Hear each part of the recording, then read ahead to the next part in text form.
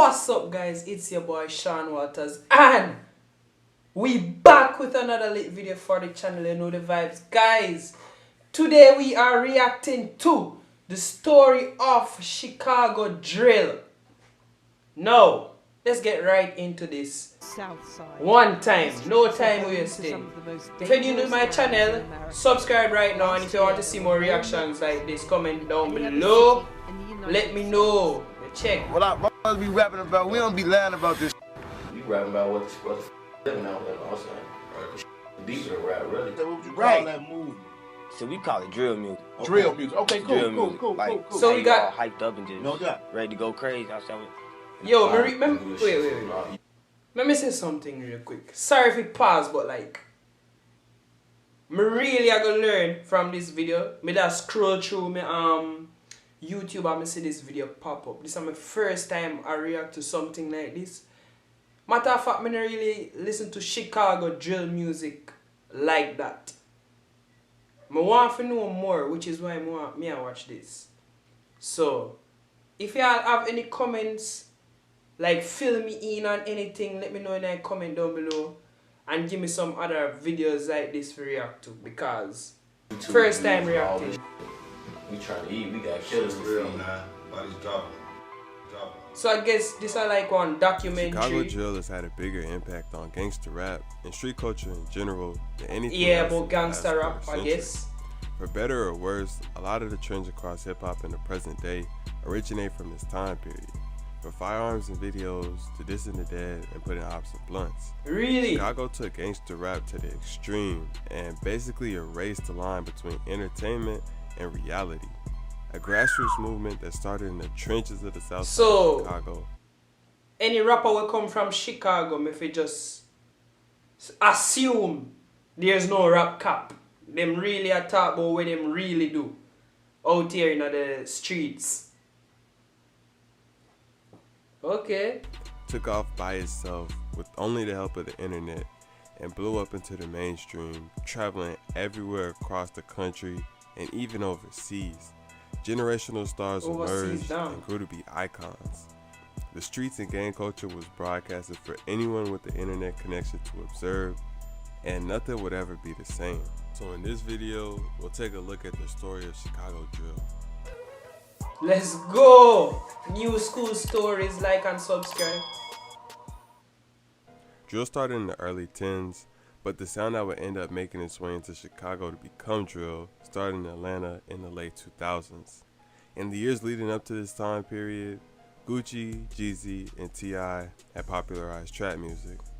In the late 2000s, the popularization of FL Studio was changing the way beats were made and allowing producers to program hi-hats and snare rolls faster than it was possible to play by hand. And as the years went by, these techniques would become more and more popular.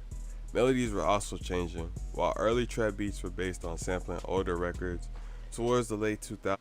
Guys, sorry if me like seem lost in the video. I really I try to learn off of this. And yeah, let me know any Chicago rappers you know. Drop it in the comment section below for me to react to more and to get more into this Chicago rapper drill type of, you know. I really want to like help me out. If you're new and you watch this, help me out. Help me out. More producers were starting to make melodies from scratch, and orchestral sounds like strings and horns were gaining popularity.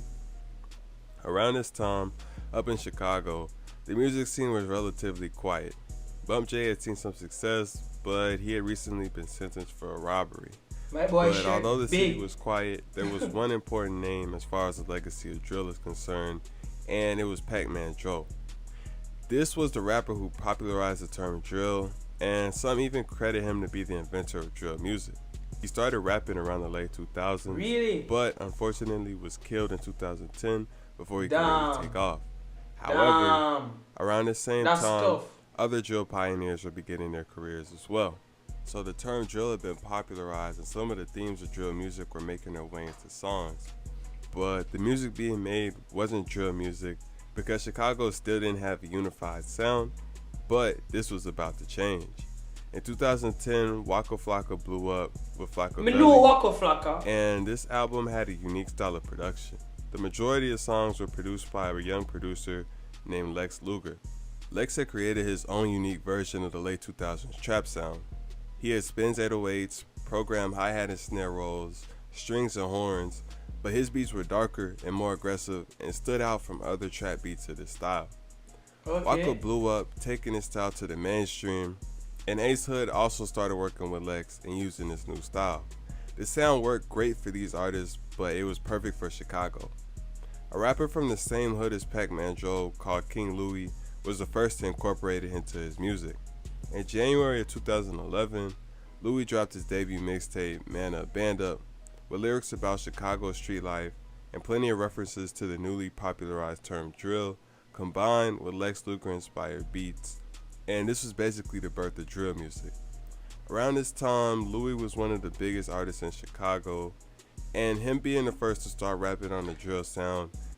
Yo, me keep on pausing, but like me being from Jamaica, as you can hear from the accent, me not really like get into this type of music like that. But I'm open to it. Like, me is a type of person, me listen to all genres, like, it no matter what. Once it sound good, once it good to me, me listen to it. And me bounce to it. Now, anytime you hear about the States, the hood, you always think about Chicago. But just have to get that out there, like, Chicago this, Chicago that, somebody Chicago get, blah blah blah blah blah blah. Definitely helped to popularize it in the city, but the sound is only part of what makes drill drill. One of the key ingredients of drill is dissing, and this also started around 2011. Now, since the 1920s, Chicago has been a city of gangs, and the tradition Exactly never what me died. just said. However, in the early 10s, these gangs were suffering the effects of a lack of leadership. All of the major gang leaders had been locked up throughout the 90s and early 2000s, causing basically every gang to lose their structure. $1 million operations had devolved into kids running around with poles doing drills on each other. The late 2000s was also the start of one of the dumbest trends to ever hit the streets. Rival gangs decided to take their beef digital and gangbang through the internet on websites like Facebook and MySpace. Around 2011, these beefs also began to include diss songs on YouTube. In order to understand the context of early drill music, you have to know who is involved. The disses being traded back and forth involved two main sides.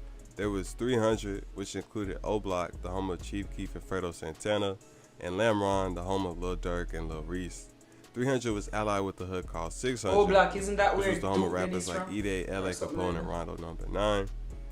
And together, 300 and 600 were beefing with several hoods. But the main one, as far as music was concerned, was STL, home to rappers like FBG Duck and Lil J. The main rappers who kicked off this trend were E-Day, FBG Duck, and Billionaire Black. The music video for an early E-Day song called The Ops shows E-Day watching a Billionaire Black and FBG music video and then responding. And this is pretty much how things went. These rappers would trade disses and talk about what they would do whenever they saw each other. And they just went back and forth song for song. Around this same time, Lil Durk was also starting his career, but he wasn't heavy into the new drill wave yet, and his music was closer so to Lil late Durk 2000s from Lil Wayne. Chicago. By late 2011, Me the never know, dissing had like, progressed, how come me never and know what had that? started Listen as to more Lil Durk battle all the rap time. styles of disses and threats of violence in the early months of the year had progressed into disrespecting the dead in a matter of months. In October of 2011, Chief Keef dropped a mixtape called Bang, which was his third mixtape, but his first on the new drill wave. He almost exclusively had the new Lex Luger style of beats, and he started the mixtape off by dissing a dead out named Shondell, aka Tuka, who had died January of that year. Tuka was a well-loved member of STL, and dissing him would grow into a big trend over the years. The whole Bang mixtape was hard, and it was the beginning of Chief Keef's prime. He Bro, went come from let me have to go relatively listen to that unknown to buzzing myself. in the city. The rest of 2011, Chief Keef, E-Day, and several other rappers from their hoods continued to beef with Billionaire Black and FBG Duck over tracks. 2011 was also the year several other 300 and 600 affiliates started rapping, like Lil Reese, Fredo Santana, ST, and S. Dot. 2011 was the birth year of drill music, but 2012 was the year the world would be introduced to this new form of trap. By 2012, the sound Chicago had borrowed from Waka Flocka and Atlanta was starting to evolve more into the distinct Chicago drill sound known across the world today. And a producer who played a big part in this was Young Chop. Young Chop and Chief Keef started working together in 2011, but 2012 was the year they would take over. In March of 2012, Chief Keef dropped a song called Don't Like, and it went viral. It was an early case of a song spreading organically through the internet without any promotion or major label backing it. The song went everywhere, and it got even bigger when Kanye hopped on the track to make a remix with Jadakiss, Big Sean, and Pusha T. 6 months later, Keef followed this up with Love Sosa, which went on to see even more success, and in December, he dropped his debut album, Finally Rich. The whole 2012, Chief Keef was elevating to become one of the biggest stars in rap, and his rise put a spotlight on the entire city that many artists would end up benefiting off for years to come. Lil Durk, who had already established himself before Keef blew, began to see even more shine, and it was during this year that he dropped his iconic track, L's Anthem. Fredo Santana and Lil Reese also found themselves. This is exactly the song when I find Lil Durk off. L's Anthem. Like literally. From that, I just start listening to Lil Durk. I never know the whole backstory behind it, Chicago beef, all of this. I just like his song. Like for real. With plenty of new fans, and as a result began taking their careers more seriously and dropping more music. Other 300 and 600 associates saw boosts in their career, and ops of 300 and 600 did as well. FBG Duck and Billionaire Black continued trading diss songs with their 300 and 600. My battery are dead. That's tough. Guys, my camera battery are dead. Yo, mega stop the video right here, so but like let me know like in a comment down below if you want to see me react to the rest of this video here. Mega react to it. Because I'm really interested in it, but the first time I do something like this, I don't know if y'all